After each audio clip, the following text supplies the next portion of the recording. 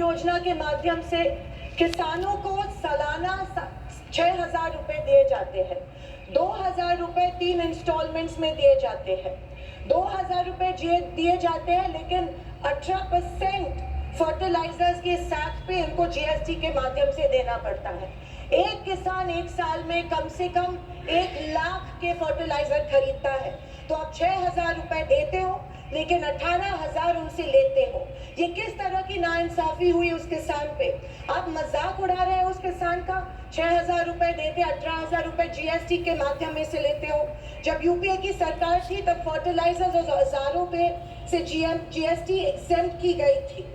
मेरी मांग है कि 2,000 रुपए के का जो अमाउंट है, जो 6,000 सालाना मिलते हैं, वो बढ़ा के 12,000 किए जाने चाहिए। अध्यक्ष महोदय, किसान सम्मान योजना, मेरे कॉन्स्टिट्यूएंसी में करीबन 50,000 लोग इस योजना से वंचित है, क्योंकि इसको अप्रूवल्स नहीं मिल रहे हैं। जब वो मंत्रालय में जाते हैं, पूछते हैं हमारी योजना को अप्रूवल को क्या हुआ, वो कहते हैं कि दिल्ली जाके पूछो, हमें नहीं पता है। तो किसान योजना, किसान सम्मान योजना का इंटेंशन क्या है?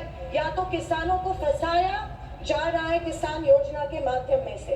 अध्यक्ष महोदय, फसल बीमा योजना, महाराष्ट्र में, पश्चिम महाराष्ट्र में शोलापुर, सांगली, सातारा, कोल्हापुर में उड़द दाल और अरहर की दाल यहाँ पे उगाई जाती है, लेकिन फसल बीमा योजना मिलती है सिर्फ बाजरा, मक्का और सोयाबीन के लिए।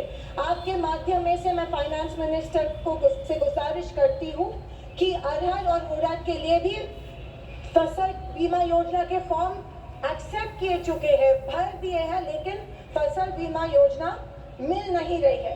अध्यक्ष महोदय, पंतप्रधान आवास योजना, आदरणीय फाइनेंस मिनिस्टर जी ने कहा कि एडिशनल 3 करोड़ हाउसेस, घर यहाँ पे इंक्रीज करके इस बजट में दे रहे हैं, लेकिन पंतप्रधान आवास योजना का टारगेट अभी तक महाराष्ट्र को नहीं मिला है, क्योंकि ये योजना जो है गांवठान जमीन पे घर बांधे जाते हैं, लेकिन असलियत ये है कि गांव में गांवठान जमीन है ही नहीं। जब कलेक्टर के पास जाते हैं तो कहा जाता है कि गांवठान जमीन नहीं है, गायरान जमीन ढूंढ के लाओ, हम आपको पीएम आवास योजना